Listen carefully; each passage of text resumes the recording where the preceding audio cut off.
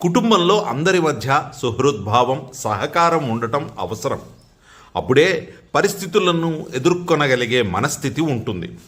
చుట్టుపక్కల పరిస్థితులను కూడా మనం చాకచక్యంగా, సౌమ్యంగా చక్కబెట్టే అవకాశం ఉంటుంది. మన ఇంట్లోనే సామరస్యం లేకపోతే పరిసరాలను నియంత్రించలేము. అందుకే మన పెద్దలు ఇంట గెలిచి రచ్చ గెలవమన్నారు. కనుక కుటుంబంలోని వ్యక్తుల మధ్య అనుబంధాలు బలంగా ఉండటం ముఖ్యం.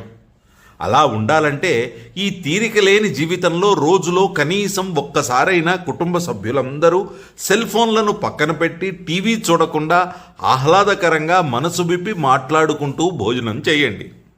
ఇతరుల సాధక బాధకాలను పట్టించుకోకండి. అప్పుడే మనల్ని పట్టించుకునే వాళ్ళు ఉన్నారనే భావన కలిగి ఎవరైనా ఊరట కలుగుతుంది.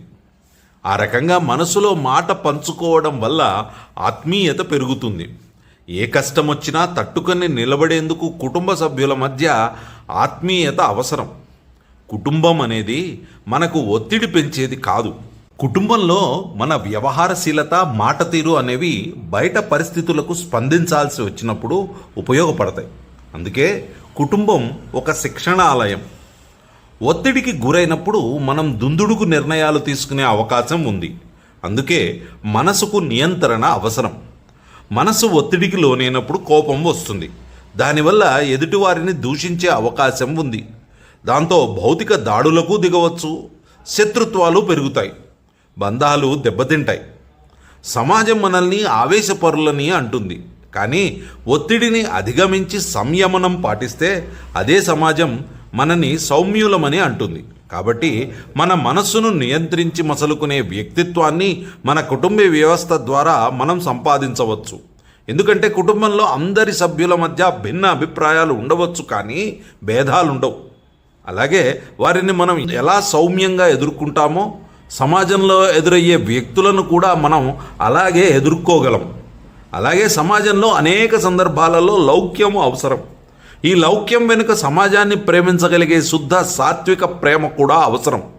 దానివల్ల మనం మన కుటుంబం కోసం నిలబడతాం, జీవిస్తాం. కుటుంబంలో మనం అందరినీ ప్రేమిస్తాం. భార్యాభర్తల మధ్య ప్రేమ అందుకే బలంగా ఉంటుంది. అలా ప్రేమించలేనప్పుడే పరిస్థితులు విడాకుల వరకు దారితీస్తాయి. ఆ ప్రభావం వారి పిల్లలపై తీవ్రంగా ఉంటుంది. వాస్తవ పరిస్థితులను అర్థం చేసుకునే వివేకం మనకు ఉండాలని మన సనాతన ధర్మం చెబుతున్నది. అందుకు మన కుటుంబ వ్యవస్థలో మనం ఎదుర్కొనే పరిస్థితులు ఎన్నో, మనం నేర్చుకునే పాఠాలు ఎన్నో. మంచైనా, చెడైనా, వినోదమైన, విషాదమైన, సుఖమైన, దుఃఖమైన వీటన్నిటినీ మనకు ఎన్నో పాఠాలు నేర్పించే అవకాశాలుగా స్వీకరించి మనని మనం సంస్కరించుకోవాలి. అంతా భగవంతుడి లీలా వినోదంగా భావించి అంతవరకే పరిమితమై ఉండిపోరాదు.